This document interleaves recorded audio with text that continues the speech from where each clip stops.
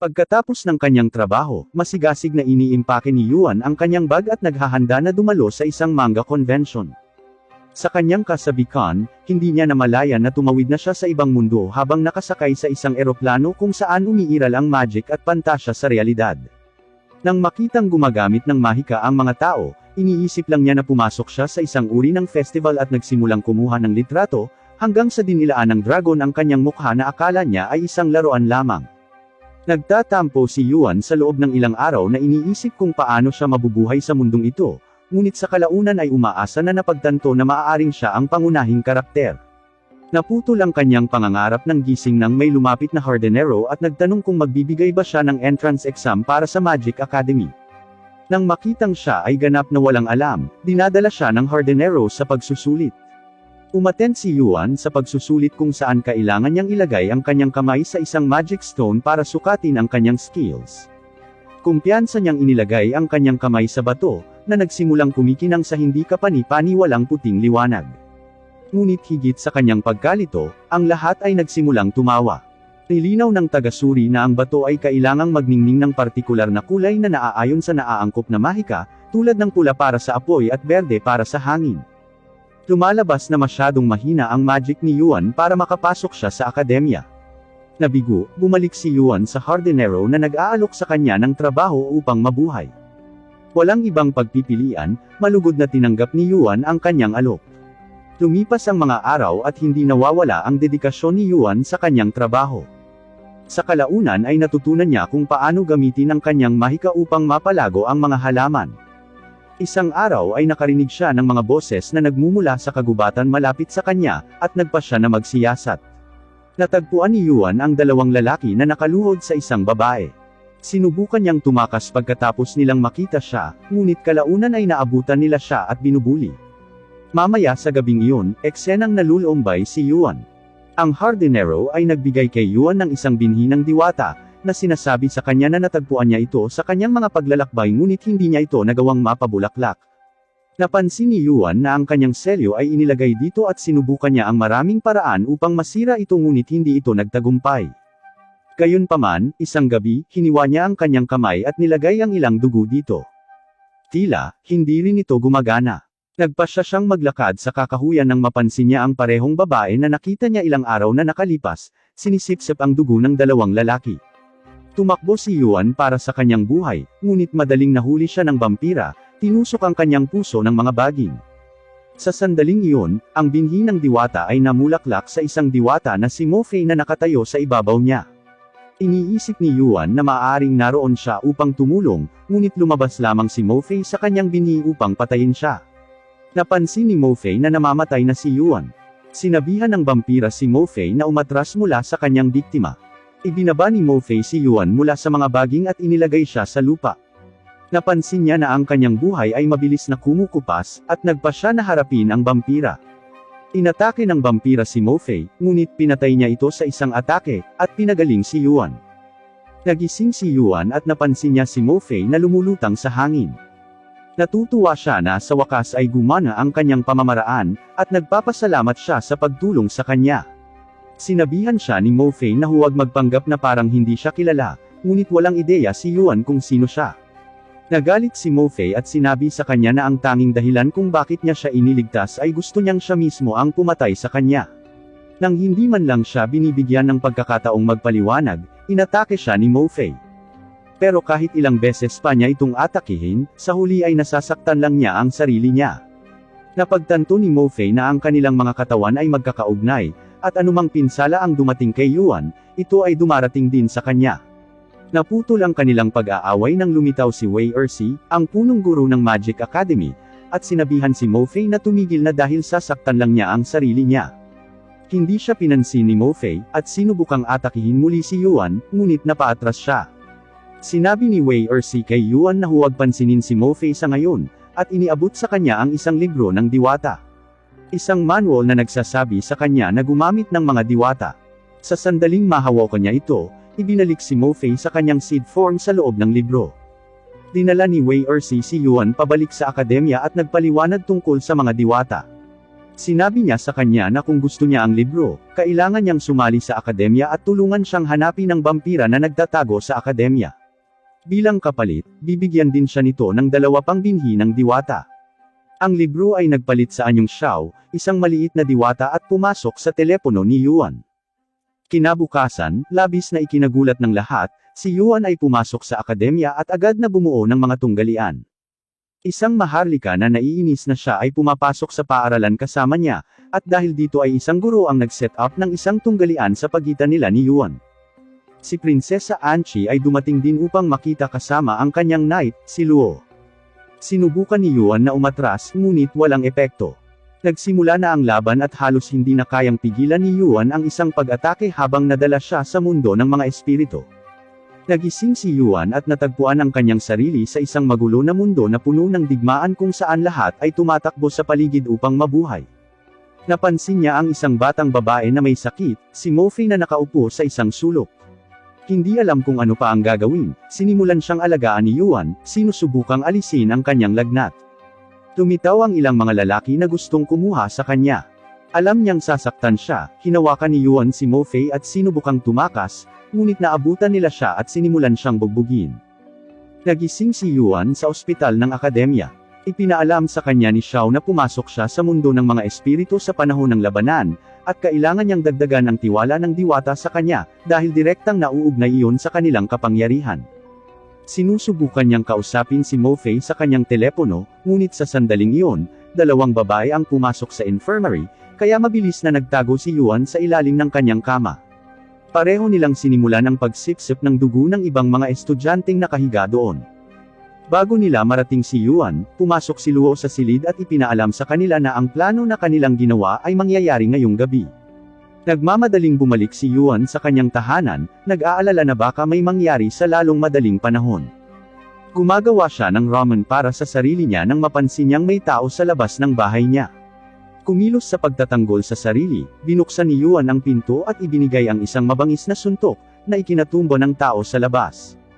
Pagkatapos ay tumingin siya ng malapitan, at napansin niya ang walang malay na si Anchi na nakahiga sa kanyang balkonahe. Pagkatapos niyang magising, pinaghanda siya ni Yuan ng ramen para humingi ng tawad. Bahagya silang umupo nang pasukin ng 2 vampira mula sa paaralan ang kanyang tahanan. Mabilis na tumakas si Yuan kasama si Anchi, at itinago siya bago tinawag ang kanilang atensyon, at inakay sila palayo. Ipinatawag niya si Mofei upang labanan sila, ngunit si Luo ay bumaba mula sa langit upang harapin sila sa halip. Pinatay ni Luo ang 2 vampira bago naghanda para harapin si Yuan. Sinubukan niyang atakihin siya, ngunit hinarang siya ni Mofei. Pareho silang nagkukulong sa isang labanan ngunit masyadong mahina si Mofei para makipagsabayan sa kanya. Tinanong ni Yuan si Xiao kung ano ang dapat niyang gawin, kung saan sinabi niya sa kanya na sa ngayon ang tanging paraan para makaalis siya ay sa pamamagitan ng pagsisikap na buuin ang kanyang tiwala sa pamamagitan ng pagpunta sa mundo ng mga espiritu, ngunit wala siyang gaanong lakas ng espiritu sa ngayon. Tumitaw si Anchi sa tabi niya, na nagsasabi sa kanya na maaari niyang ipahiram sa kanya ang kanyang spirit energy kapalit ng 1 taon na supply ng ramen. Pumayag si Yuan sa kanyang mga kahilingan, at ginamit ni Anchi ang kanyang kapangyarihan para ipadala siya sa mundo ng mga espiritu. Muling nagising si Yuan sa daigdig ng mga espiritu, ngunit lumipas na ang ilang taon. Napansin niya si Mofei na nakatayo sa ibabaw ng mga katawan ng ilang tulisan. Sinusubukang tawagin siya ni Yuan, ngunit hindi niya magawang makinig sa kanya, nalilito siya. Sinabi ni Xiao kay Yuan na nangangahulugan ito na ang kanyang kaluluwa lang ang nasa mundong ito ngayon. Sinusundan niya si Mofei habang pinupuntahan niya ang pera para sa pagpatay sa mga magnanakaw mula sa isang inn. Sa labas ng inn, laking gulat ni Yuan sa isang lalaking kamukha niya na may hawak na pusa na may espada. Nilapitan ni Mofei ang lalaki at hiniling na bilhin ang espada, ngunit tumanggi siyang ibenta ito. Kinabukasan, napansin niyang nakikipaglaro siya sa mga bata sa labas, ngunit mabilis siyang nagtago nang makita niyang nakatingin sa kanya ang lalaki. Araw-araw ay napapansin niya ang lalaki sa labas na gumagawa ng mga random na gawa ng kabaitan. Isang araw, iniligtas niya ang kanyang buhay mula sa isang grupo ng mga tulisan na sinusubukan nilang bugbugin ang isang bata na kanyang pinoprotektahan. Upang magpasalamat sa kanya, iniabot ng lalaki ang kanyang espada. Sa kabila ng pagiging inosente, sinabi ni Yuan kay Xiao na malinaw na pinaglalaroan niya ang damdamin ni Mo Fei, at may binabalak na kalokohan. Patuloy na sinusubukan ni Yuan na kunin ang atensyon ni Mo Fei, ngunit wala siyang magawa. Ang lalaki gayunpaman ay nakikita at tumingin ng diretso sa kanya at sinabi sa kanya na wala siyang ginagawang masama, dahil ni-level up lang siya nito na parang isang laro, tulad ng ginagawa niya. Nagalit si Yuan na ikinukumpara ng lalaki ang kanyang sarili sa kanya. Kahit anong gawin niya, walang magawa si Yuan habang dahan-daang pumasok ang lalaki sa bahay ni Mo Fei, na nakukuha ang tiwala niya. Kahit na ang innkeeper, na nakikita kung gaano kalapit si Mo Fei sa kanya, ay nagbabala sa kanya na maging mapagbantay sa kanya. Gayunpaman, hindi siya pinapansin ni Mo Fei, at dahan-daang nagsimulang magbago. Nagsisimula siyang maniwala sa mga kwento ng lalaki tungkol sa mga hardin ng mga bulaklak, at kung paano niya gustong gugulin ang kanyang buhay sa kapayapaan sa kanyang piling. Sinabi niya sa kanya na mangolekta ng pera, at makipagkita sa kanya sa tuktok ng isang lighthouse balang araw, para tuluyan na nilang maiwan ang impyernong ito. Nasa sabik si Mo Fei at nagsimulang magtrabaho ng 2 beses ng mas mahirap para mabilis na kumita ng pera. Ibinigay niya ang lahat ng kanyang ipon sa lalaki, at umuwi upang mag-impake ng kaunting gamit na mayroon siya. Nakarating siya sa lighthouse at nagsimulang maghintay ng matyaga. Gayunpaman, hindi kailanman nagpapakita ang lalaki. Sa lungsod, dahil sa kanyang kawalan, ang mga bagay-bagay ay tumatagal para sa pinakamasama habang namamayagpag ang mga tulisan. Lumipas ang mga araw ngunit hindi umaalis si Mo Fei sa lighthouse, hanggang sa isang araw, ang lighthouse ay napapaligiran ng mga magnanakaw, na tinatawag siyang bumaba upang salubungin ang kanyang wakas. Sa pag-aakalang may problema, nagmamadali siyang bumaba para labanan sila. Napansin niya ang dalaga na minsang iniligtas ng lalaki bago siya na hostage. Nilabanan ni Mo Fei ang lahat at nagawang palayain siya. Niyakap niya ang dalaga na magiging maayos din ang lahat. Ngunit laking gulat ni Yuan, sinaksak ng dalaga si Mo Fei sa tiyan. Hindi maproseso ang nangyari sa kanya, tumangala si Mo Fei at nakita ang lalaking nangako na aalis sa impyernong ito kasama niya, nakatayo sa ibabaw niya na nakangiti. Si Mo Fei ay tumitingin sa lalaki na masaya nang makitang hindi siya nasugatan, ngunit ang katotohanan ay bumungad sa kanya nang makita niya itong nakatayo kasama ng mga tulisan. Humakbang pa sulong ang pinuno ng magnanakaw, hindi makapaniwala sa kanilang nagawa. Mahina na lumapit si Mo Fei sa lalaki para atakihin ito, ngunit sinunggaban siya ng mga magnanakaw, at iniipit siya sa lupa. Sinabi ng pinuno sa lalaki na sinabi niyang ibibigay niya sa kanya si Mo Fei, ngunit walang pinag-usapan na buhay siyang ibibigay sa kanilang kasunduan. Naiinis sa biglaang pagbabago ng mga pangyayari, tinawag ng lalaki ang kanyang mga diwata, na nilipol ang buong lungsod. Kahit na hindi siya kalaban, sinubukan ni Mo Fei na patayin ang lalaki gamit ang kanyang natitirang kapangyarihan, ngunit hindi makalusot sa kanyang mga diwata. Ang lalaki ay nag-aalok sa kanya ng isang pagpipilian upang tanggapin ang kanyang kapalaran at mamatay, o maging isang diwata upang ipaghiganti siya. Si Mo Fei ay ganap na nabaliw mula sa puot, tinanggap ang kanyang alok at siniliw siya ng lalaki sa loob ng isang binhi ng diwata. Ang mundo ay kumukupas at si Yuan ay nakatayo sa isang walang laman na kawalan na nakaharap sa lalaki. Sinabi niya kay Yuan na gusto lang niyang sakupin ang mundo tulad ng ginawa niya pagkatapos niyang pasukin ang mundo, na napagtanto ni Yuan na nasa maling landas siya. Sinabi niya sa kanya na ito ay tulad ng isang laro, at dapat ding maging makasarili dito. Muling naglaho ang alaala at nakatayo na ngayon si Yuan sa ilalim ng isang tore ng mga tinik sa ibabaw kung saan nakatali si Mo Fei. Napansin niya ang putol na espada ng lalaki sa lupa at napagtanto niya kung ano ang dapat niyang gawin. Sinabi ni Yuan kay Xiao na ang selyo ay hindi pa ganap na nasira, at kailangan ni Mo Fei na makita siyang mamatay para masira ito. Binalaan siya ni Xiao na maaaring hindi ito gumana, ngunit wala silang ibang pagpipilian. Sinubukan ni Yuan na saksakin ang sarili, ngunit hindi siya makapag-ipon ng lakas ng loob. Napagtanto na nauubusan na siya ng oras, umakyat si Yuan sa tore at diretsyong itinuon ang espada sa ibaba bago tumalon diretso dito hanggang sa kanyang kamatayan. Nagsisimulang bumalik sa isipan ni Mo Fei ang mga alaala ng mapagtanto niya na ang lalaking nagtaksil sa kanya ay hindi si Yuan, kundi ibang tao. Binuksan niya ang kanyang mga mata at nakita niya itong nakahandusay sa lupa at may saksak sa puso. Pinilit ni Mo Fei na makaalis sa mga gapos, at sumugod sa kanyang tabi, nag-aalala na baka siya ay patay na. Gayunpaman, nagising si Yuan sa sobrang gulat niya. Nang tanungin ni Mo Fei kung bakit niya ginawa ito para sa kanya, ipinaliwanag ni Yuan na ayaw niyang matulad sa lalaking nagtaksil sa kanya. Pagkatapos ay ginamit niya ang kanyang manual upang mabilis na lumabas sa mundo ng mga espiritu upang tulungan si Mo Fei sa labas. Nagising si Yuan bago nawala ng malay si Anchi. Inilagay niya siya sa isang ligtas na lugar, at pagkatapos ay sumama kay Mo Fei na naghihintay sa kanya. Pinagsama ni Mo Fei ang sarili kay Yuan, na nagbigay sa kanya ng hindi kapani-paniwalang kapangyarihan. Si Luo ay ganap na nagulat sa nangyayari, napagtanto na si Yuan ay sumanib sa isang maalamat na diwata. Inilabas ni Luo ang lahat ng kanyang kapangyarihan para labanan siya. Pareho silang nagkulong sa isang labanan, ngunit hindi nagtagumpay si Luo. Madaling hinarangan ni Yuan ang lahat ng kanyang mga pag-atake bago siya itinulak sa lupa ng napakalakas na nagdulot ito ng lindol na mararamdaman hanggang sa akademya. Humiwalay si Yuan kay Mo Fei, nag-aalala na baka sumover ito, ngunit sinabi sa kanya ni Mo Fei na nanockout lang si Luo. Lumilitaw si Wei Ersi sa sandaling iyon, binabati si Yuan sa pagtapos sa mga vampira at kay Luo. Ibinigay niya ang 2 pang binhi ng diwata gaya ng ipinangako, at sinabihan siyang panatilihin ang lahat ng nangyari ngayong gabi sa pagitan nila habang iniisip niya kung paano haharapin si Luo. Para sa kanya ay tila hinahabol ni Luo ang prinsesa, at dahil tumakas ito at pumunta sa tahanan ni Yuan, gusto na rin niya itong patayin. Dahil sa ayaw niyang makitungo sa kanya, kinuha ni Yuan ang mga binhi at umalis, hinila rin si Mo Fei palayo sa kanya. Tumingin si Wei Ersi sa walang malay na si Luo, at ngumiti sa sarili habang ang mga bagay ay naging mas kawili-wili para sa kanya. Kinabukasan sa academy, nakaupo si Yuan sa kanyang upuan, halos patay na sa lahat ng nakakapagod na pakikipaglaban na kailangan niyang gawin kagabi.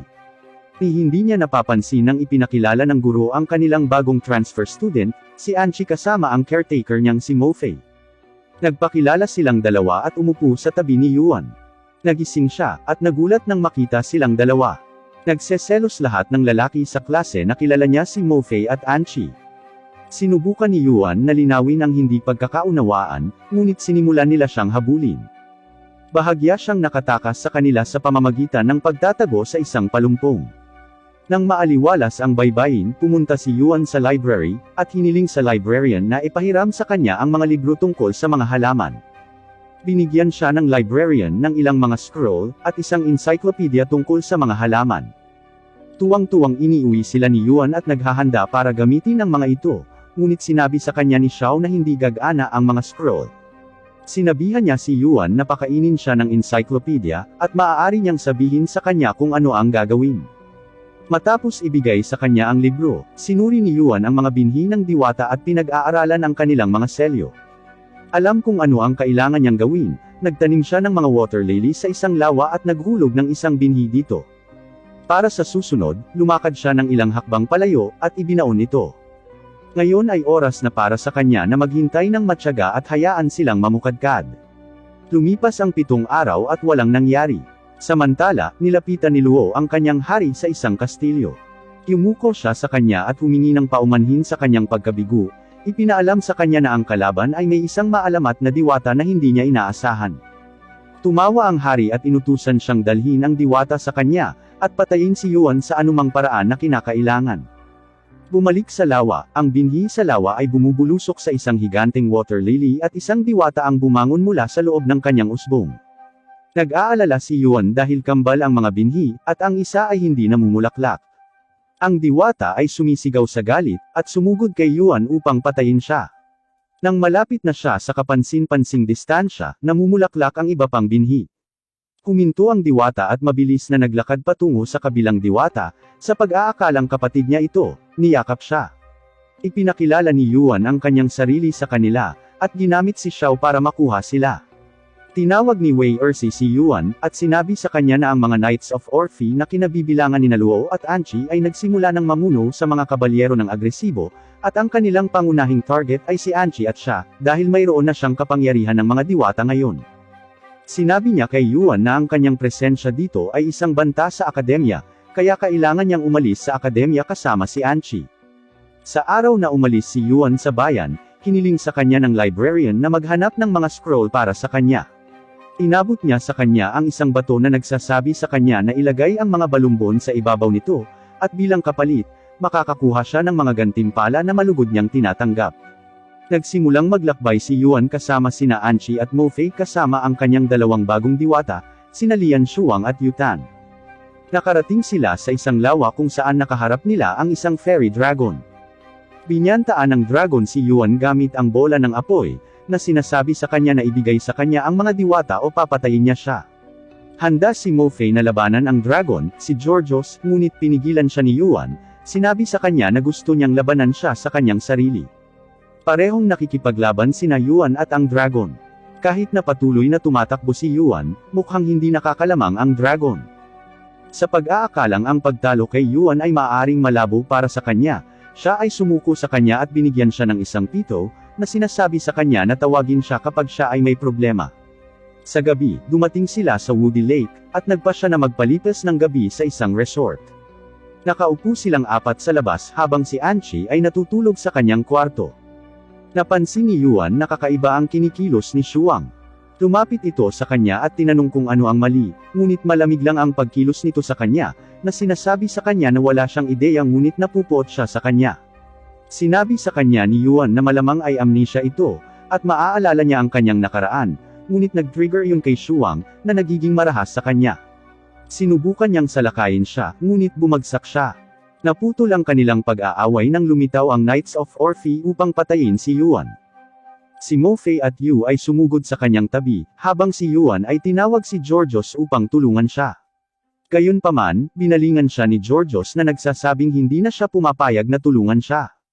Habang ang mga diwata ay nakikipaglaban sa mga kabalyero, sinalubong ni Yuan si Georgios, itinaboy siya sa lawa kung saan ang kanyang pakikipaglaban sa kanya, ay nagtapos sa pag-alis ng isang seal sa ilalim ng lawa. Ang lawa ay napupuno ng espiritual na enerhiya. Samantala, si Luo ay nakatayo sa ibabaw ni Anchi sa kanyang silid, pinapanood ang kanyang pagtulog. Nagising si Yuan sa mundo ng mga espiritu, at napansin niya ang parehong lalaking nagpahirap kay Mo Fei na nakatayo sa tabi niya.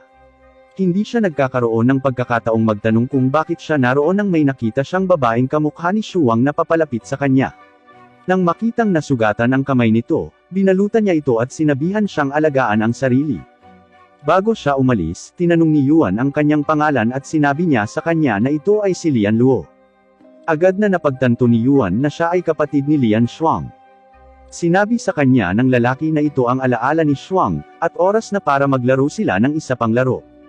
Lumipat siya ng pwesto kay Yuan at pisikal na pumasok sa mundo.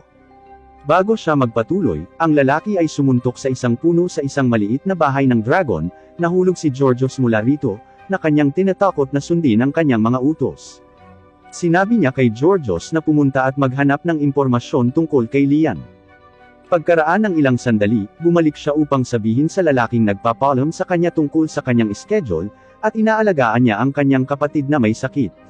Sinabihan ng lalaki si Yuan na manood habang naglalaro siya. Nilapitan niya si Lian sa bayan isang araw, at nagsimulang dahan-daang makuha ang tiwala nito sa pamamagitan ng pagsama sa kanya upang mangolekta ng mga halamang gamot para sa kanyang kapatid sa mga mapanganib na lugar na naglalagay sa kanya sa mga sitwasyong nagbabanta sa buhay, para lamang tumalon sa huling sandali, kumikilos na parang isang bayani. Sinabi niya sa kanya ang tungkol sa isang lunas, kadalisayan ng tatlong pagkakatawang tao na maaaring makatulong sa kanya na pagalingin ang kanyang kapatid na babae, ngunit kailangan pa rin niyang hanapin ang huling bahagi ng ritual upang ganap siyang pagalingin. Si Lian, na sa ngayon ay sinusunod ang kanyang bawat utos na walang alinlangan, ay sumasang-ayon na gawin ang anumang bagay upang pagalingin si Shuang. Nagmamasid si Yuan mula sa malayo, gulat na gulat sa kung gaano kadali niyang manipulahin ang kanyang isip. Para sa kanya, puro kasamaan ang lalaki, at wala nang iba pa. Kalaunan ng gabing iyon, sinundan ni Yuan si Lian sa kanyang tahanan kung saan makikita niya si Shuang sa unang pagkakataon, mula nang dumating sa mundo ng mga espiritu. Si Shuang ay sumilip, nakahiga sa isang kama at naghihintay sa kanyang kapatid. Araw-araw, binibisita ni Lian ang lalaking lubos na nakapagpahulog sa kanya sa mga kasinungalingan, at inaaliw niya ito. Sa bandang huli, sinabi sa kanya ng lalaki na gusto niya siya, ngunit pinabulaanan siya ni Lian, sinabi na kailangan niyang alagaan si Shuang. Iginiit at pinipilit pa rin ng lalaki na makipag-date sa kanya, at sinabihan siyang pumunta sa isang lawa kinabukasan. Nang makita ang biglang pagbabago kay Lian, na-curious si Shuang tungkol sa lalaki at nagpas siyang pumunta at tingnan kung sino siya. Nagbihis siya tulad ni Lian, at nakipag-date siya. Dinala siya ng lalaki sa isang bangka sa gitna ng lawa, at ipinaliwanag sa kanya ang malungkot na katotohanan. Noong bata pa siya, nahulog si Shuang sa lawa, at nahila ng may laso na lili na dahan-daang pinapatay siya. Gayunpaman, si Lian na tumalon upang iligtas siya ay nakakuha ng iba. Siya ay tuluyang malulumpo sa hinaharap. Halos hindi na naiintindihan ng dalaga ang mga sinabi sa kanya bago siya nawala ng malay. Sa gabi, pumapasok si Lian sa kanyang tahanan at tuwang-tuwang ikinuwento kay Shuang ang tungkol sa lalaki, at napagpasyahan niyang magpakasal sa kanya balang araw. Samantala, pabalik sa lawa, ang lalaki ay nagpatawag ng kambal na bulaklak ng lotus. Panunuyan niyang tinitignan si Yuan, at sinabi sa kanya na nagsimula na ang huling pagkilos. Sa labas ng daigdig ng mga espiritu, nagsimulang umiyak si Luo habang hinuhugot niya ang kanyang espada upang patayin si Anchi, ngunit hindi niya ito magawa. Humingi siya ng paumanhin sa kanyang pagtulog, na sinasabi na malapit na niya itong ipagkanulo. Bago niya siya mapatay sa kanyang pagtulog, nagising si Anchi at niyakap siya, na sinasabi sa kanya na nakikipagsapalaran siya kasama si Yuan at lahat ng mga kaibigan niya. Tinanong niya kung gusto rin ba nitong sumama sa kanila, ngunit itinulak siya ni Luo pabalik. Nag-ambala ang malungkot na pagsasama ng ingay ng matinding labanan sa labas. Pareho silang lumabas at nakita ang mga diwata na nakikipaglaban sa mga kabalyero. Sinabihan siya ni Anchi na tulungan sila, ngunit hinugot ni Luo ang kanyang espada at sinaktan si Shuang at Yu sa halip. Hindi pa rin makapaniwala si Anchi na kinakalaban siya ni Luo. Samantala sa mundo ng espiritu, mas maaga sa araw na iyon, nagpasya si Shuang na sundan si Lian sa lalaki. Laking gulat niya nang marinig na ang tanging paraan para mapagaling siya ay sa pamamagitan ng pag-inom ng dugo ng isang taong mahalaga. Ang lalong nagpadurog sa kanyang puso ay gusto ni Lian na isakripisyo ang kanyang sarili para maisalba ang kanyang buhay, sa kabila ng pagod at palaging inaalagaan siya. Nagpasya si Shuang na kitilin ang kanyang buhay gamit ang kanyang sariling mga kamay, upang palagi siyang kasama niya. Habang inihahanda ni Lian ang pagkain, naglabas si Shuang ng kutsilyo sa ilalim ng unan, at nilapitan si Lian mula sa likuran. Alam na kailangan itong gawin, hindi umimik si Lian, at pinagtibay ang sarili ngunit hindi nahuhulog sa kanya ang kutsilyo. Tumingon siya at tumingin kay Shuang, na umiiyak, hindi magawa. Sinisigawan siya nito na para ito sa kanyang kapakanan, at ayaw niyang gumugol ng isang lumpo na buhay. Kinuha ni Lian ang kutsilyo mula kay Shuang, at itinutok ito sa sarili niyang puso, bumagsak si Lian. Sinabi niya kay Shuang na ayos lang, dahil ang lalaki ang mag-aalaga sa kanya, at sinabihan siyang magmadali dahil wala na masyadong oras. Walang imak si Yuan na nakikita ang lahat ng nangyayari sa harapan niya. Binuhat ni Shuang si Lian patungo sa lawa, kung saan naghihintay sa kanya ang lalaki. Ibinagsak niya si Lian sa paanan nito at nagsimulang umiyak. Binibigyan siya ng lalaki ng isang huling maling pag-asa, na sinasabi sa kanya na ang lahat ay babalik sa dati, at makakasama niya ang kanyang kapatid magpakailanman. Sinabi niya sa kanya na buhatin si Lian sa lawa. Sinubukan ni Yuan na pigilan siya sa pagpasok, ngunit hindi niya magawang makagambala sa mundo ng mga espiritu.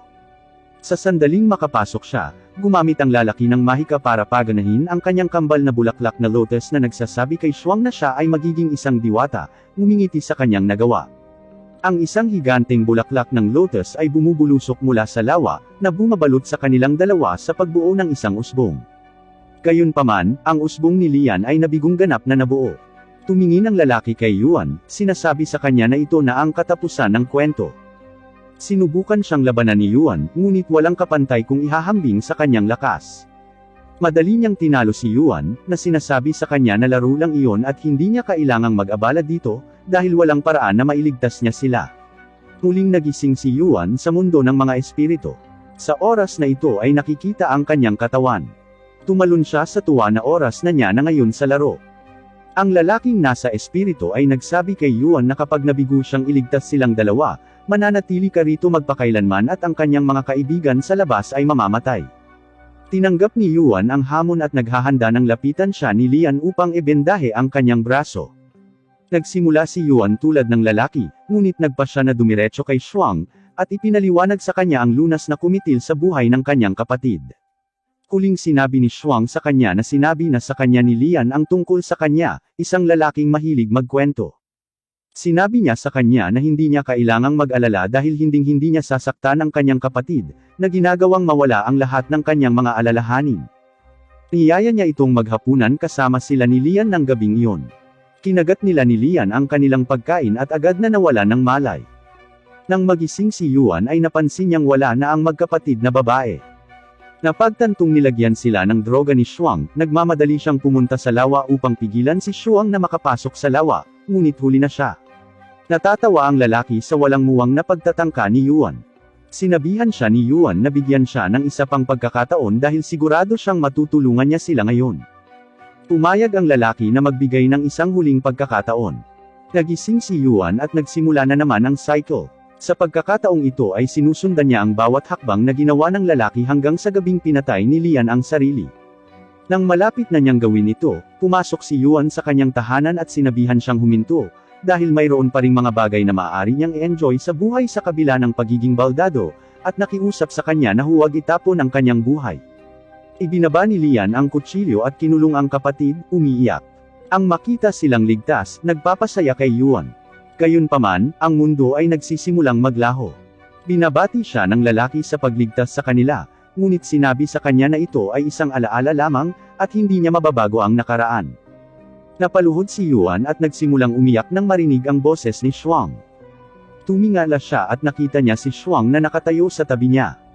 Pinasalamatan niya ito sa pagsisikap na tulungan siya, at sinabi sa kanya na sa kabila ng hindi niya magawang baguhin ang nakaraan, mababago pa rin niya ang kanyang kinabukasan.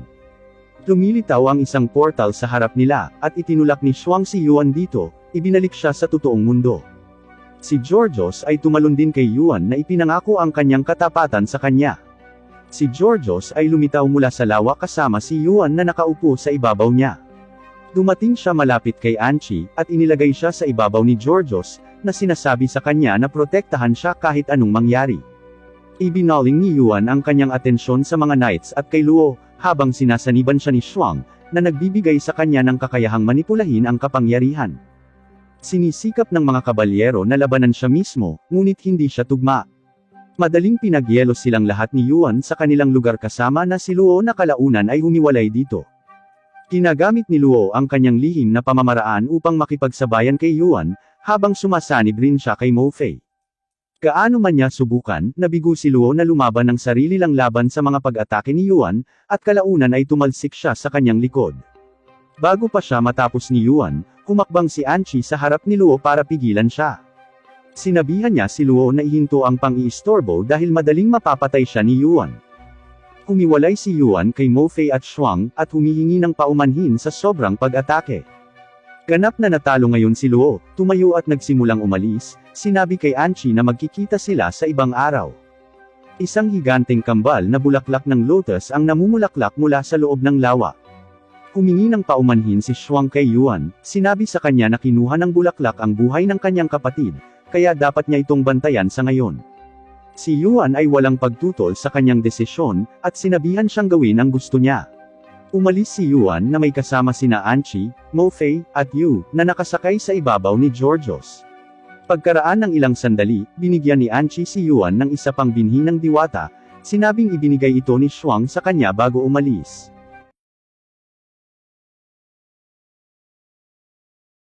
Ang pangunahing tauhan ng kwento, si Glenn, ay isang tamad na propesor sa mga mag-aaral, na binabastos araw-araw ang magagandang babaeng estudyante. Ngunit siya pala ang pinakamakapangyarihang court mage, ngunit ito ay kanyang sikreto, at nagpapabagsak sa kanyang mga kalaban gaano man sila kalakas, at nagkataon na nailigtas ni Glenn ang isang hinaharas na maharlika na babae. Simula noon, ang mga batang babae ay nagkaroon ng pag-ibig sa kanya at sabik na inaasahan ang kanyang mga aralin. Sabay nating simulan ang kwento. Nagsimula ang kwento sa isang lugar na tinatawag na Alzano Imperial Magical Academy. Sa kasaysayan ng 400 taon, ang akademyang ito ay isang lugar ng mas mataas na pag-aaral kung saan maaari kang matuto ng top-notch magic. Si Rumia ay isang mag-aaral sa Class 2 ng ikalawang baitang. Para sa mga problema sa pamilya, pansamantala siyang nananatili sa bahay ng kaibigan niyang si Sistine. Magkaklase sila at medyo nagkakasundo. Nakatagpo nila si Glenn, ang lalaking bida, sa kanilang pagpunta sa paaralan. Habang nagmamadali papunta sa academy, si Glenn ay pinalipad sa hangin ni Sistine gamit ang whirlwind magic para pigilan siya sa pagbangga sa kanila. Mabilis na humingi ng tawad si Glenn sa kanila nang mahulog siya. Hindi niya maintindihan kung bakit parang pamilyar sa kanya si Rumia. Inakusahan ni Sistine si Glenn na bastos, dahil hinawakan ni Glenn ang katawan ni Rumia. Si Glenn ay muling itinaboy gamit ang whirlwind magic. Pero wala siyang ideya na si Glenn ang bagong propesor ng kanilang klase. Si Glenn ay hindi kapani-paniwalang tamad. Wala siyang sigla sa kanyang trabaho. Inilipat niya ang kanyang magic class sa isang self-study session sa kanyang unang araw ng trabaho, at humiga sa kanyang desk. Hindi natuwa si Sistine sa ginawa ni Glenn. Pilit na ginising ni Sistine si Glenn at hiniling na turuan sila. Nagising si Glenn, at napilitan na sinimulan ang kanyang aralin. Magulo ang paliwanag niya sa spell at palpak talaga ang pagkakasulat niya. Si Glenn ang unang taong lumabas ng classroom nang tumunog ang bell. Sa katunayan, si Glenn ay dating isang magic genius, at sa edad na 11, siya ay tinanggap sa Academy of Magic ng Alzano Empire. Gayunpaman, ang kanyang post-graduation resume ay walang laman. Bilang karagdagan sa kakulangan ng lisensya sa pagtuturo, ang kanyang mga kakayahan ay halos hindi karaniwan. Ang master ni Glenn, si Celica, ay mahalaga sa pagtanggap sa kanya na magtagumpay bilang isang propesor. Bilang isang napakahusay na mage, nakamit ni Celica ang pinakamataas na antas. Si Glenn ay tinanggap ng punong guro batay sa kanyang matibay na rekomendasyon. Hindi sinasadyang pumasok si Glenn sa locker room ng babae pagkatapos ng klase. Ibang-iba siya sa iba, hindi niya agad iniling ang ulo, sa halip ay pilit niyang inaalala ang eksena. Si Glenn ay pinalayas ni Sistine gamit ang mahika, dahil sa sobrang galit niya. Sa hindi inaasahan, sa tanghalian, muli niyang nakita si Glenn. Hinahamak ni Sistine si Glenn, at naniniwalang hindi siya karapat-dapat na humawak sa posisyon ng propesor. Pilit na pinapasok ni Glenn ang pagkain sa bibig ni Sistine, dahil ayaw nitong makipagtalo sa kanya. Ayaw niyang maging propesor, pero kapag tumanggi siya kay Celica, siya ang mapaparusahan nito. Napilitan si Glenn na kunin ang posisyon dahil natatakot siya kay Celica. Kinamumuhian ni Sistine ang maasim na ugali ni Glenn sa kanyang trabaho. Nag-aalok siya kay Glenn ng isang huling piraso ng payo sa aralin sa hapon. Malaki ang impluwensya ni Sistine sa akademya at mula sa isang malakas na pamilya ng mahika. Si Glenn ay matatanggal sa trabaho ng kanyang ama kapag hindi na siya muling nag-effort. Hindi nakakagulat na ikinatuwa ito ni Glenn. Ang ugali na ito ay sobrang nagpainis kay Sistine. Nagpasya siyang hamunin si Glenn dahil naniniwala siyang hindi niya pinapahalagahan ang mahika. Sumasang-ayon si Glenn sa hamon, ngunit hiniling na gamitin lamang ni Sistine ang shock vault. Ang pinakapangunahing anyo ng mahika ay gumagamit ng isang maliit na dami ng kuryente upang maparalisa ang katawan. Kakaibang hindi nagagamit ni Glenn ang mga pag-atake ng shock vault, at agad siyang sumuko kay Sistine. Para maging karapat-dapat sa premyo, kailangang hilingin ni Sistine kay Glenn na seryosohin silang turuan. Gayunpaman, tumanggi si Glenn na ibigay ang kanyang kahilingan. Pumapasok pa rin siya sa klase na may napakakaswal na ugali, at ginawa niya ang bawat klase sa isang sesyon ng self-study. Medyo disappointed si Sistine kay Glenn. Natigil ang pagsermon ni Sistine nang si Lynn, isang babaeng kaklase, ay lumapit kay Glenn na may mga tanong. Sa palagay niya ay kamangha-mangha ang magic, ngunit wala silang matutunan tungkol dito dahil kay Glenn. Naglalahad si Glenn ng isa pang pananaw. Iniisip niya na ang magic ay nakamamatay lamang. Naninindigan si Sistine na ang magic ay isang tunay na lumilikha ng agham. Hindi niya magawang sumang-ayon kay Glenn, at sinampal siya dahil sa pagkabigo. Matapos makipagtalo kay Sistine, pakiramdam ni Glenn ay hindi siya karapat-dapat na magpatuloy bilang isang propesor. Nang magpasya siyang humingi na lang ng tawad kay Celica, napansin niya si Rumia, na nananatili sa lab. Sinusubukan ni Rumia ang isang magic array. Ngunit napupunta siya sa isang kabiguan, at hindi niya magawang mapagana ang magic array. Nag-aalok si Glenn na tulungan siya. Isang ngiti ang kumalat sa mukha ni Rumia sa sandaling ma-activate ang magic array. Si Glenn ay ibinalik sa pamamagitan ng kanyang ngiti sa isang mas masayang panahon nang ibahagi niya ang pag-ibig ni Rumia sa mahika. Tinanong ni Glenn si Rumia tungkol sa kanyang matinding pagmamahal sa magic. Sinabi sa kanya ni Rumia na gusto niyang matuto ng higit pa tungkol sa mahika, at pagkatapos ay gamitin ito para makinabang ang sangkatauhan. 3 taon na ang nakalilipas, si Rumia ay tinugis para sa mga problema sa pamilya. Siya ay iniligtas ng isang hindi kilalang mage nang malapit na siyang patayin. Malaki ang pasasalamat ni Rumia sa mage, at gusto niyang matuto ng mahika ng husto at suklian ang kanyang kabaitan. Bago maghiwalay, gusto ni Rumia na humingi ng tawad si Glenn kay Sistine. Dahil wala ng buhay ang lolo ni Sistine, magic na lang ang natitirang koneksyon nila. Ang pinakadakilang hangarin ng kanyang lolo ay makapasok sa Flying Castle. Nangako si Sistine na tulungan ang kanyang lolo na maisakatuparan ang hiling na ito bago siya pumanaw. Matapos marinig ang kwento ni Sistine, masama ang pakiramdam ni Glenn kaya nag-alok siyang humingi ng tawad sa kanya sa harap ng klase. Huminto si Glenn sa pagtatago ng kanyang lakas pagkatapos ng araw na ito. Tinuturuan niya ang mga mag-aaral sa mahika sa isang kahangahangang paraan. Kakaiba ang paraan ng pagtuturo ni Glenn. Ang pinakamataas na antas ng mahika ay hindi mapipigilan ng mga spells, kaya pinayuhan niya ang mga trainees na huwag umasa sa kanila. Gusto ng mga estudyante ang mga tinuturo ni Glenn. Makalipas ang ilang araw, nangunguna siya sa listahan ng mga sikat na guro sa institusyon. Ang pagtulong sa mga tao ay nagpapasaya kay Glenn. Labis ang kanyang kasiyahan kapag nakikita niya ang mga ngiti ng mga estudyante. Malapit nang masanay si Glenn sa campus life. Ngunit hindi niya inasahan na papatayin siya habang naglalakad. Si Glenn ay hindi kapani-pani walang maunawain, at mabilis niyang nalaman na ang grupo ay kaanib sa isang malisyosong organisasyon. Dalawang iba pang miyembro ng masasamang organisasyon ang pumasok sa silid-aralan pansamantala at sinubukang hulihin si Rumia. Pinigilan sila ni Sistine, at bilang resulta, siya rin ay kinaladkad palayo. Nang mahaharas na si Sistine, iniligtas siya ni Glenn.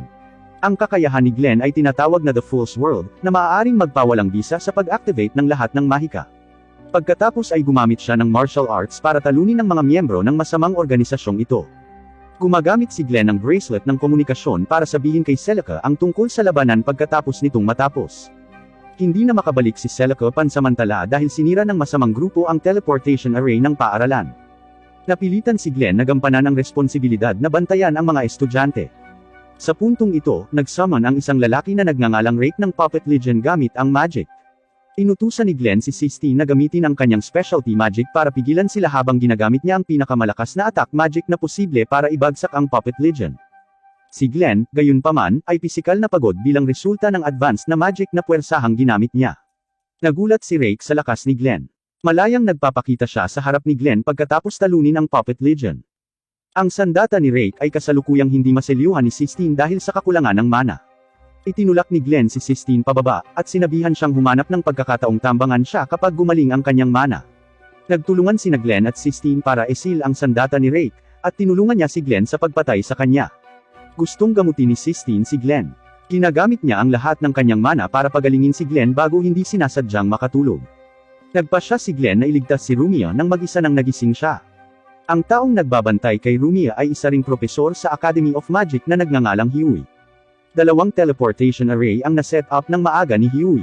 Hinihintay niya na lamang ang teleportation array na ipadala si Rumia sa base ng organisasyon sa loob ng isa pang 10 minuto. Si Rumia ay mapapatay pa rin ng isa pang teleportation array kahit na i-dismiss ni Glenn ang teleportation array bago siya ma-teleport. Hiniling ni Rumia kay Glenn na iwan siya ng mag-isa, dahil ayaw niyang madamay pa siya. Ngunit ayaw ni Glenn na sumalungat sa kanyang paniniwala. Kahit na ang mahiwagang mundo ay puno ng pagdurusa, nais niyang maging isang matuwid na mensahero ng mahika at hindi ikompromiso ang kanyang mga halaga. Natanggal ni Glenn ang unang teleportation array, ngunit sa kasamaang palad ay nawala ng malay. Dahil dito ay nagkaroon ng lakas ng loob si Rumia. Sinubukan ni Rumia na lumampas sa barrier, at gamitin ang kanyang amplifier magic kay Glenn. Nabawi ni Glenn ang kanyang magic dahil may kakayahan si Rumia na palakasin ang magic ng 10 beses. Pinabagsak niya si Huey, at tinanggal ang huling teleportation array kay Rumia. Pagkatapos ng krisis sa Magical Academy, sinabi ni Celica kay Glenn ang isang sekreto. Ang tunay na pagkakakilanlan ni Rumia ay ang prinsesa ng Alzano Empire. Sinasabi ng Alzano Empire na ang amplifier magic ay isang representasyon ng Diablo, at hindi ito mapapayagan ng mga tao. Kung ang mga royal ay maging bihasa sa amplifier magic, hindi ito makakabuti para sa bansa. Dahil sa pagmamayari ni Rumia sa amplifier magic, ipinatapon siya ng maharlikang pamilya. Si Celica at ang principal lang ang kasalukuyang nakakaalam ng sekreto. Naniniwala si Glenn na wala siyang kinalaman sa sekreto. Sa kalaunan ay natuto siyang mahalin ang pagtuturo, at interesado lamang siyang tulungan ang kanyang mga mag-aaral hanggat maaari. Magsisimula na ang Magic Tournament ng Alzano Empire Magical Academy. May mga chismis na dadalo ang Reyna sa laro, sa araw na ito ay gaganapin upang panuurin ito. Seryoso si Glenn na manalo sa tournament na ito. Inaayos niya ang mga kaganapan para sa bawat mag-aaral ayon sa kanilang lakas. At ang dahilan kung bakit siya naglalagay ng labis na pagsisikap ay dahil gusto niyang makuha ang gantimpala. Kailangan ni Glenn ang bonus dahil sa kanyang masikip na sitwasyon sa pananalapi. Gayunpaman, ang mga kondisyon ng kanyang klase ay hindi partikular na maganda. Nakaugalian na para sa ibang mga klase na pumili ng pinakamahusay na mga mag-aaral na lalahok sa kompetisyon ng paulit-ulit. Dapat talunin ng mga estudyante ni Glenn ang pinakamahuhusay na manlalaro kung gusto niyang manalo sa laro. Habang nag-aalala si Glenn tungkol sa kompetisyon, ang isyu sa larangan ng pagsasanay ay nagdudulot ng alitan sa pagitan ng klase ni Glenn at Class 1. Kumonsulta si Glenn kay Hailey, ang guro ng Class 1, para resolbahin ang hindi pagkakaunawaan sa pagitan ng mga estudyante. Hinimok ni Hailey si Glenn na talikuran ang larangan ng pagsasanay dahil naniniwala siyang mananalo ang kanyang koponan sa laro. Galit na galit si Glenn. Pinili niyang tumaya ng 3 buwang halaga ng sahod kay Hailey. Si Hailey ay lubos na nakatitiyak sa kanyang sarili, at handang tumaya sa pantay na sweldo. Sa puntong ito, naniniwala si Sistine na ininsulto ni Hailey ang kanyang mga kaklase at inaakusahan siya. Hindi pinagtatalunan ni Hailey ang mga sinasabi ni Sistine, dahil si Sistine ay isang inapo ng Maharlika. Naniniwala si Sistine na mananalo sila sa laro, at tinutulungan si Glenn na tumaya. Pero ang hindi niya alam ay labis itong pinagsisihan ni Glenn, at naaawa siya sa kanyang sweldo. Kung hindi pa sana nagsalita si Sistine, humingi na sana siya ng tawad kay Hailey. Sa tulong ni Sistine, ang pusta ay ginawa. Upang mapanalunan ang Magic Tournament, kailangang aktibong maghanda si Glenn para sa kompetisyon. Opisyal na magsisimula ang Magic Tournament makalipas ang 1 linggo. Nang nagpakita ang kamahalan na Reyna, sinubukan niyang ayusin ang mga bakod kasama ang kanyang anak na si Rumia. 3 taon na ang nakalilipas, iniwan niya si Rumia at nakaramdam ng kalungkutan tungkol dito. Kasunod ng kompetisyon, mahusay ang klase ni Rumia. Sumasali si Rumia sa isang paligsahan para sa lakas ng pag-iisip. Matagal na niyang hindi nakikita ang kanyang kamahalan na Reyna, at sabik siyang patunayan ang kanyang katapangan. Ang mga pagsisikap ni Rumia ay nagbibigay daan sa kanya upang manalo sa kompetisyon. Medyo gutom na si Glenn pagkatapos ng round sa umaga. Wala siyang pera pambili ng mga pagkain, kaya ang tanging magagawa niya ay mainggit sa mga pananghalian ng iba. Lumapit si Lynn kay Glenn sa puntong iyon. Dahil walang kumpiyansa si Lynn at sasabak siya sa isang Transformation Magic Tournament, hiniling niya kay Glenn na baguhin ang kalahok. Alam ni Glenn ang hilig ni Lynn para sa Transformational Magic. Binibigyan ni Glenn si Lynn ng ilang payo para matulungan siyang maging mas tiwala sa sarili. Kinuha niya ang anyo ni Rumia at ipinaliwanag ang magic ng pagbabago kay Lynn. Nagpasya si Lynn na maglagay ng maraming pagsisikap upang manalo sa suporta ni Glenn. Napagkakamala na ngayon si Glenn na si Rumia ni Sistine, na gustong makisalo sa kanya sa pagkain. Hindi makatanggi si Glenn kay Sistine dahil nagugutom na siya. Ngunit nagpakita si Rumia bago siya magkaroon ng unang kagat. Sinubukan ni Glenn na nakawin ang mga sandwich ni Sistine, ngunit nagawa niyang burahin ang kanyang enchantment. Galit na galit siya kaya nagpatawag siya ng whirlwind para itaboy si Glenn. Sa katunayan, gumawa na si Sistine ng ilang sandwich para kay Glenn. Itinapon ni Sistine ang mga sandwich mula nang mag-away sila. Kinuha ito ni Rumia at inialok kay Glenn dahil sa tingin niya ay sayang ang pagkain kung itatapon ito. Si Glenn ay hindi kapani-paniwalang nasiyahan pagkatapos kumain ng mga sandwich, hindi alam na si Sistine ang gumawa nito para sa kanya. Tinapos ni Glenn ang kanyang pagkain bago dumating ang Reyna. Si Rumia ang priority ng Reyna, hindi si Glenn. Si Rumia, gayunpaman, ay tumanggi na kilalanin ng Reyna, at tumangging kilalanin ang kanyang sarili bilang isang prinsesa. Medyo nanlumo ang Reyna. Umalis si Rumia sa pag-uusap, at hindi na bumalik sa laro. Hindi niya makakalimutan na iniwan siya ng Reyna, gayunpaman, hindi niya maiwasang maghangad ng relasyon sa kanya. Ipinaliwanag ni Glenn kay Rumia na ang mga tao ay mga nilalang na pinagsisisihan ang kanilang mga desisyon. Sa kanyang opinyon, dapat sundin ni Rumia ang kanyang puso, kahit na pagsisisihan niya ito sa bandang huli. Si Glenn ay isang court mage kaya madalas siyang bumisita sa korte bilang resulta ng kanyang katayuan. Alam niyang nami-miss ng Reyna si Rumia, dahil nakita niya ang magkatulad na alahas sa kanya. Pinayuhan ni Glenn si Rumia na maging tapat sa Reyna. Si Rumia ay pinigil ng isang grupo ng mga maharlikang sundalo, na nag-aakusa sa kanya ng nagbabalak na patayin ang Reyna nang malapit na siyang magdesisyon na puntahan siya. Nalungkot si Rumia dahil naniniwala siyang plano ng Reyna na patayin siya. Iniisip ni Glenn na ang kapitan ng Royal Guard ay gumagawa ng panlilinlang dito. Lumapit siya kay Celica para humingi ng tulong matapos iligtas si Rumia. Bagamat alam na alam ni Celica kung gaano kahirap ang sitwasyong kinakaharap ng maharlikang pamilya, wala siyang kapangyarihang tulungan si Glenn.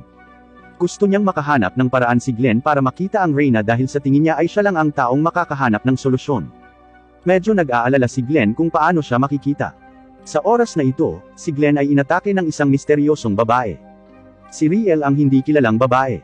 Siya ay dating katrabaho ni Glenn, at nagmula sa Imperial Court Mage Corps. Matapos talunin ni Glenn si Riel, lumitaw si Albert, ang kanyang kapartner, inutusan sila ni Albert na wakasan ang kanilang mga kalokohan. Sa ngayon, ang mga bagay ay talagang nakakalito. Ang Reyna ay binabantayan ng Royal Guard. Pinili nilang patayin si Rumia bilang pagsuway sa utos ng Reyna. Nagpasya si Glenn na makipagtulungan sa Court Mage Corps upang mailigtas ang Reyna. Gumamit sila ni Rumia ng Transfiguration Magic para mag-transform sila bilang Albert at Riel. Bago ang kompetisyon, hiniling ni Glenn sa Class 2 na manalo sa Magic Tournament, para makita niya ang Reyna sa oras ng award. Sa film, kahangahangang gumaganap si Lynn matapos siyang turuan ni Glenn. Ang lahat ng iba pang mga mag-aaral ay mahusay din gumaganap. Si Sistine ang final na magpakita. Ang kanyang mahiwagang kapangyarihan ay napakahusay, at siya ay nagtagumpay na may malinaw na kalamangan. Sa huli, ang Magic Tournament ay napanalunan ng Class 2. Binabaliktad ni Glenn ang enchantment ng Metamorphosis nang nagsimula na ang award ceremony. Gusto niyang parusahan ng Reyna ang kapitan ng guards matapos ilantad ang pagpatay ng kapitan ng guards kay Runia. Ang Reyna ay hindi inaasahang nasa ilalim ng mahigpit na pagkakahawak ng mga guards, at napilitang magpasya na patayin si Runia. Ayaw talagang patayin ng kamahalan si Runia. Napagtanto ni Glenn pagkatapos isaalang-alang ang lahat ng ginawa niya para sa kanya. Iniisip ni Glenn na may depekto ang alahas na isinuot ng Reyna. Hindi niya pinapagana ang magic sa pamamagitan ng paggamit ng kasanayan upang magawa ito. Nang naalis na ang enchantment ng Quintas, ipinahayag ng Reyna ang kanyang aktwal na nararamdaman. Nagsisisi siyang nasaktan si Runia, dahil mahal na mahal niya ito noon pa man. Samantala, natuklasan ni Albert ang katulong ng Reyna, na nagsagawa ng spell sa Quintas. Si Charlotte ang pangalan ng dalaga, at kabilang siya sa masamang organisasyon.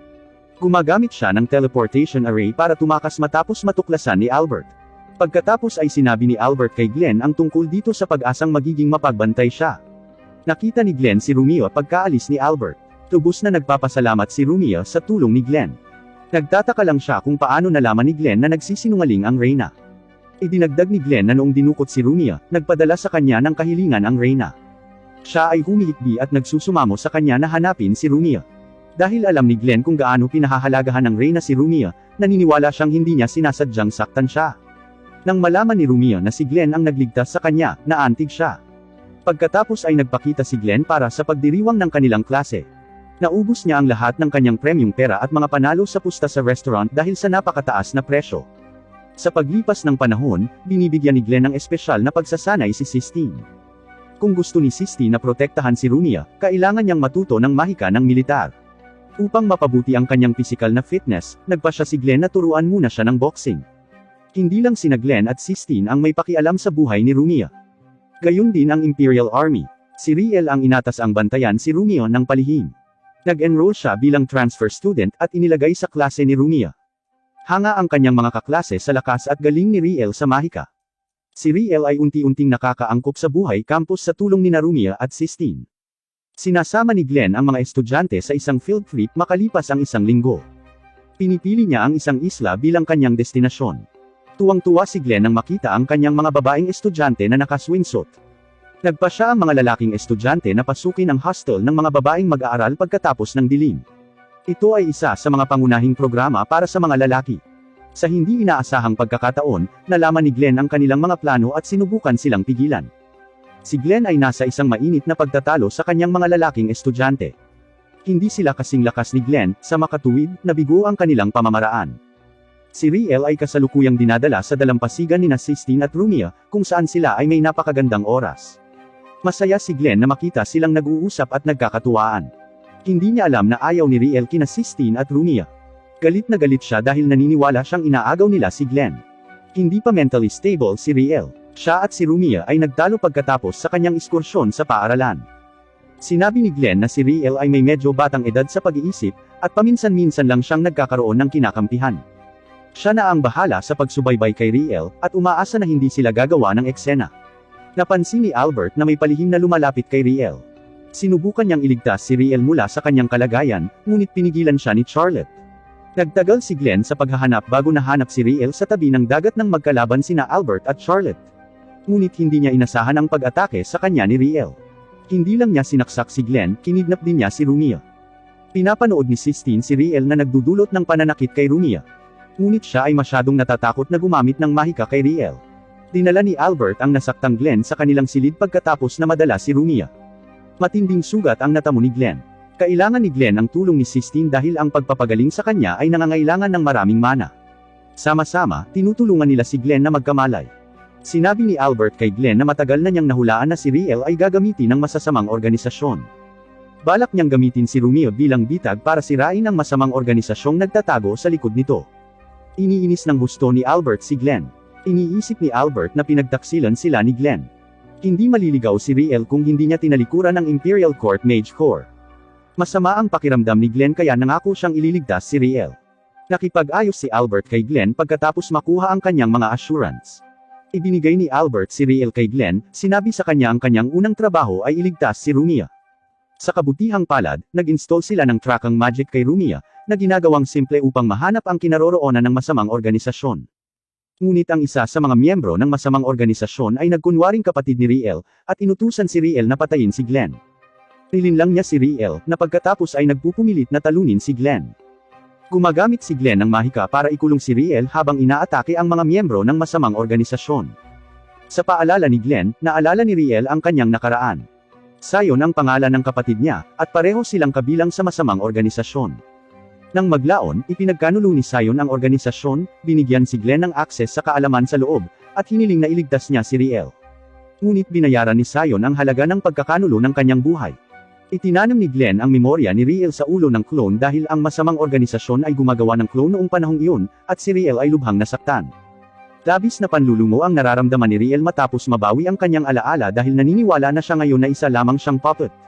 Si Glenn, gayunpaman, ay ipinaliwanag sa kanya na siya ay hindi isang puppet, dahil ang isang puppet ay walang pag-iisip, ngunit siya ay mabubuhay para sa mahahalagang bagay.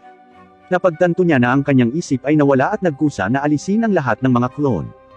Tinalo ni Glenn ang mga miyembro ng masamang organisasyon at natapos ang kanyang misyon na iligtas sina Riel at Rumia. Pinatawad ni Rumia at Sistine si Riel sa kanyang mga pagkakamali, at muli silang naging kaibigan. Sa susunod na kwento, dumating ang fiancé ni Sistine na si Leos upang magturo sa Alzano Empire Magical Academy. Sa tingin ni Sistine, kalokohan lang nila ang engagement na bagay noong mga bata pa sila, at hindi sila maituturing na fiancé. Sa hindi inaasahang pagkakataon, mahal na mahal siya ni Leos at nagtapat sa kanya ng pagmamahal sa publiko. Hindi susuko si Leos. Nagtanong siya kay Sistine habang sila lang. Tinanggihan ni Sistine si Leos. Ang kanyang layunin ay upang matuklasan ang mga misteryo ng Sky Castle. Kailangan niyang makakuha ng karagdagang kaalaman sa mahika upang matupad ang pangarap na ito. Gusto ni Leos na tulungan siya ni Sistine sa kanyang pag-aaral ng mahika ng militar, dahil naniniwala siyang hindi praktikal ang pangarap ni Sistine. Narinig ni Glenn ang usapan nila. Naiinis siya kay Leos at pakiramdam niya ay wala na si Sistine sa kanyang liga. Iniisip ni Leos na walang kinalaman ang kanilang negosyo kay Glenn at nakipagtalo sa kanya. Para sumuko si Leos, sadyang sinabi ni Sistine na sila ni Glenn ay magkasintahan. Nang makita ni Glenn ang mga intensyon ni Sistine, hinamon niya si Leos bilang fiancé. Tinanggap ni Leos ang hamon at sumang-ayon na talakayin ang petsa at modalidad ng tunggalian sa ibang araw. Di nagtagal, nagpasya sina Glenn at Leos na lumaban sa isang labanan sa koponan. Inutusan nila ang mga mag-aaral ng ikalawa at ika-4 na klase ayon sa pagkakabanggit upang magsagawa ng mga paligsahan sa mahika. Sa mga tuntunin ng pagiging epektibo ng labanan, ang Class 4 ay talagang mas malakas kaysa sa Class 2. Gayunpaman, si Glenn mula sa Imperial Court Mage Corps ay mahusay sa pagtatrabaho bilang isang koponan. Naglalagay din siya ng mga bitag sa arena para tulungan siyang manalo sa tunggalian. Deadlocked sina Glenn at Leos sa pagtatapos ng 3 oras na laban. Pinili ni Glenn na lumaban kay Leos ng mag-isa, at nagtakda ng oras pagkatapos ng isang araw, dahil pinipilit ni Leos na magkaroon ng resulta. Galit na galit si Sistine na hindi siya ang pusta na ginagamit sa kompetisyon. Nalulungkot siya lalo na dahil palagi ang sinasabi ni Glenn na kung mananalo si Leos, maaari niya itong pakasalan at mamuhay ng marangyang buhay. Naguguluhan siya sa sinabi ni Glenn. Sinampal niya si Glenn sa galit. Hindi rin naiintindihan ni Rumia ang pag-uugali ni Glenn, ngunit naniniwala siya sa kanyang integridad at inaakala niyang mayroon siyang iba pang motibasyon. Pinili ni Sistine na kausapin si Glenn bilang resulta ng ginhawa ni Rumia. Sinabi ni Glenn kay Sistine na ipinaalala nito sa kanya ang dating kaibigang si Sarah pagkatapos ng kanilang pagkikita. Mula noong bata pa siya, gusto na ni Glenn na maging isang mabuting salamangkero. Ngunit nalaman niyang madugo ang propesyon ng mage, at hindi kasing ganda ng inaakala niya noong sumali siya sa Imperial Court Mage Corps. Lalong hinamak ni Glenn ang mahika matapos maabutan ng malupit na katotohanan. Kung hindi laging sinusuportahan ni Sarah ang kanyang pangarap, mas pinili niyang sumuko. Sa kasamaang palad, nagkamali siya sa isang misyon na humantong sa pagkamatay ni Sarah. Nasaktan ng husto si Glenn kaya binitawan niya ang kanyang pangarap at umalis sa Imperial Court Mage Corps. Unang nakilala ni Glenn si Sistine sa Magical Academy at humanga siya kaagad sa kanyang ugali at pagnanais na magtagumpay. Nagalit si Glenn na siniraan ni Leos ang pangarap ni Sistine kaya naman gusto niyang talunin si Leos. Ang paglitaw ni Leo sa oras na ito ay nagtatapos sa kanilang pag-uusap. Naniniwala siyang nagsisinungaling si Glenn at may marahas at madugong kasaysayan si Glenn. Sinasalakay ni Glenn si Leos dahil sa puot. Ang lakas ni Leo, gayunpaman, ay isang bagay na hindi niya inaasahan. Si Glenn ay maaaring talunin ni Leos nang hindi gumagamit ng mahika. Umalis si Glenn, at hiniling ni Leos na pakasalan siya ni Sistine sa pamamagitan ng pagbabanta sa kanya pati na rin kina Rumia at Riel. Inaasahan ni Sistine na iligtas siya ni Glenn. Gayunpaman, si Glenn ay hindi na muling nakita sa akademya pagkatapos ng araw na yon. Pumayag si Sistine sa proposal ng kasal ni Leos para ipagtanggol ang kanyang mga kaibigan. Labis na nag-aalala si Romeo na ipinaalam niya kay Glenn ang tungkol sa kasal ni Sistine, at humingi sa kanya ng tulong sa paglutas ng problema. Naniniwala si Glenn na hindi consensual si Sistine at nangakong pipigilan ang kasal. Si Glenn ay tumakas kasama si Sistine sa araw ng kasal. Masigasig siyang nag-aaral ng mahika ng ilang araw upang talunin si Leos. Sa panahong ito, isang grupo ng mga gumagamit ng droga ang nagpapakita sa akademya. Lahat sila ay nag-mutate sa mga zombie at sumugod kay Glenn. Nagulat si Glenn dahil napatay din ng ilegal na droga si Sarah. Inalis ni Glenn ang lahat ng mga zombie para mapigilan si Sistine na makaranas ng parehong trahedya gaya ni Sarah. Nang mapansin ni Sistine ang homicidal appearance ni Glenn, natakot siya. Naabutan sila ni Leos bago niya malaman kung paano haharapin si Glenn. Inihayag ni Glenn ang tunay na mukha ni Leos. Si Jates, ang dati niyang katrabaho. Pinatay ni Jates si Leos pagkatapos ng labanan ng grupo. Si Glenn ay nakaharap ni Jates gamit sina Leos at Sistine. Batid ni Glenn na dapat niyang harapin si Jates. Si Sistine ay hinimok na umalis, at siya ay mananatili sa likod upang pigilan si Jates. Ang layunin ni Jates ay itaguyod ang hustisya, ngunit sa kabila nito, patuloy pa rin siya sa pagpatay. Nais niyang angkinan ang Akashic Records upang mamuno sa mundo. Matindi ang naging labanan ni Glenn at Jates. Pero hindi niya inasahan na talagang babalik si Sistine para tulungan siya. Alam ni Sistine ang nararamdaman niya kay Glenn. Gusto niyang nasa tabi niya palagi si Glenn, dahil tinitingnan niya ito bilang isang hindi mapapalitang individual. Nagtutulungan sina Glenn at Sistine para talunin si Jates. Bago tumakas, sinabi ni Jates kay Glenn na ang Alzano Empire ay natutunaw, at hindi na siya makapaghintay hanggang sa muli niya itong makita. Sa pagtatapos ng kwento, ipinagpatuloy ni Glenn ang kanyang posisyon bilang isang propesor. Naalala niya ang isang kwentong nakita niya noong bata pa siya nang makita niya si Sistine. Ang mage ay tinanong ng Demon Lord, anong dahilan ng iyong pagiging desperado? Wala akong idea, tugon ng mage, dahil mayroon akong isang bagay na dapat at gusto kong protektahan. Sa sandaling isaalang-alang ko ito, ang aking katawan ay napupuno ng walang hangganang kapangyarihan.